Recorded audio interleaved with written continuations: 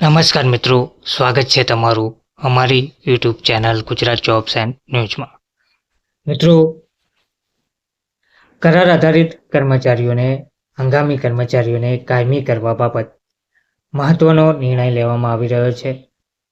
રાજ્ય સરકાર દ્વારા આ વિભાગના પટાવાળા અને ચોકીદારને કાયમી કરવા જનરલ બોર્ડ દ્વારા નિર્ણય લેવામાં આવ્યો છે.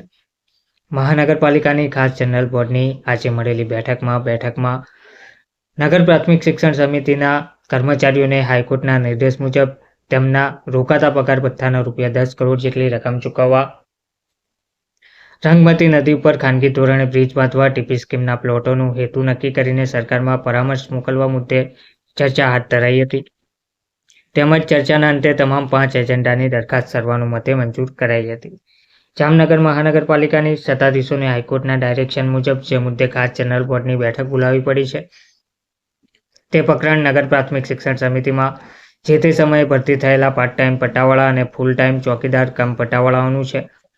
તો આ કર્મચારીઓ પોતાને કાયમી કરવા તેમજ રોકાતા પગાર ભથ્થા મેળવવા હાઈકોર્ટમાં ગયા હતા, જેમાં તેઓને ટર્મિનલ બેનિફિટ આપવા અને અન્ય પાર્ટ ટાઈમ પટ્ટાવાળાઓને કાયમી કરવા મુદ્દે પણ મામલો હાઈકોર્ટ ગયો હતો.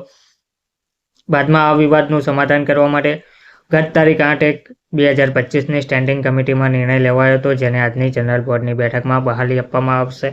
આ ઉપરાંત શહેરના સર્વે નંબર 277 તેમજ વિભાપર ગામના સર્વે નંબરો તથા રંગમતી નદી ઉપર સવાર ખર્ચે બ્રિજ બનાવવા પણ હિરેનભાઈ રામદેવ ઢેરની રજૂઆત અંગે કામચલાઉ પુનઃનગર રચના નંબર 21 અને 23ના પ્લોટો તેમજ રસ્તાઓને પરામર્શ માટે રાજ્ય સરકારને મોકલવા નિર્ણય કરવામાં આવ્યો છે. ધન્યવાદ.